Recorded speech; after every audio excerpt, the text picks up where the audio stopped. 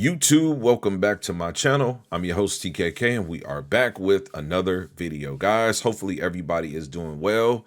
Me, myself, I'm fine. It's about 4:30 a.m. I just wrapped up some content on an arcade stick project that I'm working on that's going to be coming after. I actually have it uploaded now, so we'll schedule that. But guys, we're going to have some discussion around some tech talk with TVs. I cannot stress enough that I am such a nerd when it comes to TVs, guys.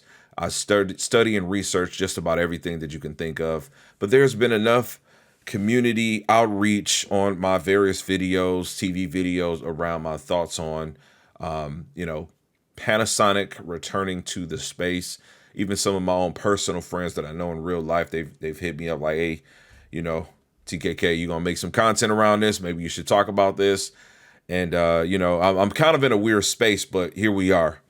So thanks a lot for tuning into this video. It's going to be sit down discussion right here. Just want to, ventilate my opinion and my thoughts. So some not bad, but some not so exciting information around this news. Let's just start with my thoughts on the good. Definitely happy to see Panasonic return to a space where, U.S. consumers can buy into their products. They've got a very healthy reputation worldwide for being known for producing pretty peak high-end televisions in the space of the enthusiasts. I happen to be one of those enthusiasts. And so, I've always, for many years had this feeling like, man, I kind of wish that they had options over here just so that, we could see what they can bring to the market. That also works in their favor, in my opinion, too, because they are only in a specific market where you can get your Sonys, your LGs, your Samsungs virtually everywhere. You can't get Panasonic everywhere. And so the gift and the curse within that for them comes out to be that, I believe that, they don't have to pride themselves on having equal levels of technology, okay? Guys, we're in a space where QD-OLED reigns supreme, period. QD-OLED is the do-all be-all right now. That is the pinnacle of where the average consumer wants to be.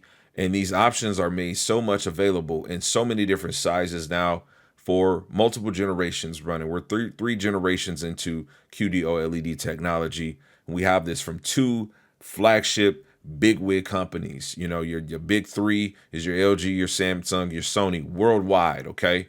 And so Sony and Samsung produces that content for us. They produce those options, and so, the opportunity for Panasonic for me comes by way of a couple of different things. This is where things get not so exciting.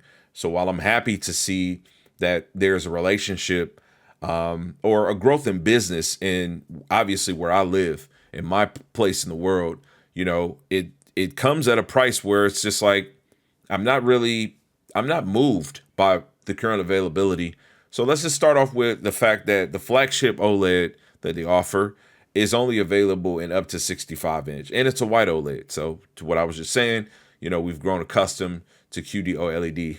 Number two, this is something that Panasonic has, for so long been, held in high regard with respects to picture processing, right? Typically, before this year, 2024, when you thought of picture processing globally, you thought Sony. That's the first thing that comes to mind when you think about TV picture processing, because they pride themselves on it so much, they always talk about it, okay? Literally, it's a talking point even when you go to big box brick and mortar stores.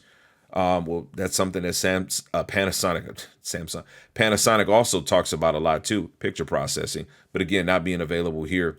Well, now 2024, things have changed. LG's talking about picture processing. Samsung's talking about picture processing. You even got the other guys, the TCL, the Hisense. Everyone's talking about picture processing. Everyone has pretty much caught up to the wave Sony's been on, where we're talking about the actual data, the physical matter within the TV that will enhance the picture quality, okay? So again, the TV being available, flagship, at least the OLED, because, if it's not OLED, it's just not good enough. If it's not OLED, it's got to be something very innovative with an LED like a Bravia 9, right? And even then, that's still not enough to really pull you from like a QD OLED. I digress. Your largest TV flagship only being 65 inch. That's one drawback now. 77 is the new 65. 65 is the new 55. That's just the way it goes. You see a lot more people putting 65 inches in smaller bedrooms. Everyone doesn't have a master suite. And so if you don't have a master suite, you don't have, the TV 15 feet away from you or something like that. 65 inches are just thrown into bedrooms nowadays. And so, them having a flagship TV, typically you think something in the living room, I dare say a theater room, if you will. 65 is just not a size that, in my opinion, is going to be of the highest echelon. But, these are just some drawbacks for me. And then the availability of the TVs. So not only are they coming equipped with Amazon Fire Stick functionality as their smart ecosystem, which isn't a bad thing because a lot of people use Fire Sticks up until a couple of years ago, maybe a year and a half ago, when the latest Apple 4K TV came out. I used Amazon Fire Sticks. I had them throughout the house. And then I just got to the point where, my kids, they just got acclimated, my young kids at least, with using the operating systems that come on their TVs. And so at first I was using Fire Sticks around the house so that we had an ecosystem. Every TV, no matter the brand, because I buy a lot of different brands, they have the same operating system. It's not the case anymore. But a lot of people do like to use the Fire Stick. Add to the fact you can still, jailbreak and do all the other stuff. It's pretty open source. You've got a lot of flexibility. So that may be happy for some people. That also segues to the fact that the TV is primarily sold from Amazon directly, which that means for consumers, you won't have an opportunity to be able to go and touch, feel, see the TV, see a demonstration, get to see it side by side. This is a good thing for content creators specifically. Not myself because, I won't be reviewing the TV. But those of, the brotherhood that make the content on YouTube, the Whisper Status, the FOMO, the Classy, the Tech with KG, if any of those, good gentlemen, and the names that I haven't mentioned too, there's a lot of people that make content. This is a good space for people like us, even though I'm not one of them, but us, because you have to rely kind of sort of on your trust within us to be able to see if this is a TV that lives up to your expectations. Again, some give and some take, man. You know what I mean? Maybe you could trust more into the community of creators like myself and others, or some of you that like that classical, I want to be able to go into a store.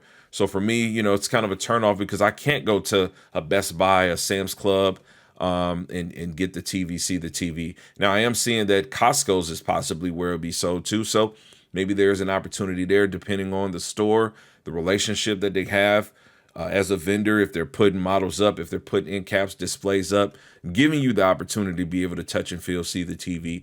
I don't know, guys, there's some information that's out there, but when you come into, a competitive space with TVs, there's a few things you've got to have. You got to have the size. You've got to have the technology. Within the technology, we're not just talking about panel technology. We're talking about game optimization, input latency, what type of variable refresh rate technology you have that you support. What's your max refresh rate on the TV? 144 hertz is becoming a staple now. We're going to get to a time where if you don't got 144 hertz, it's not enough. It just is what it is. So a lot of questions that I personally have, but I think it's exciting overall that, we will have this as an option. And so I want to know what you guys think. This is my thought for those that have asked.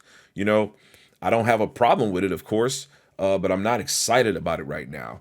And guys, I'm one of those type of people, not to toot my own horn or sound arrogant, but, I buy into a lot of TVs. I know what to buy, right? Keeping in mind, I'm a consumer.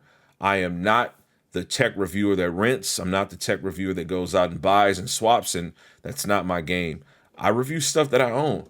And so, I'm not interested in buying a Panasonic TV right now. Now, could that change in the future? Absolutely. But there has to definitely be some work from the company to earn my business, because that's what it's all about at the end of the day. These are my thoughts. I'd like to know yours. Sound off in the comments section. Thank you for tuning into the video. If you'd like to leave a thumb up, like I said, leave some comments. Let's have some engagement. And I hope to catch you on the next video. Peace. God bless. And as I always say, max love.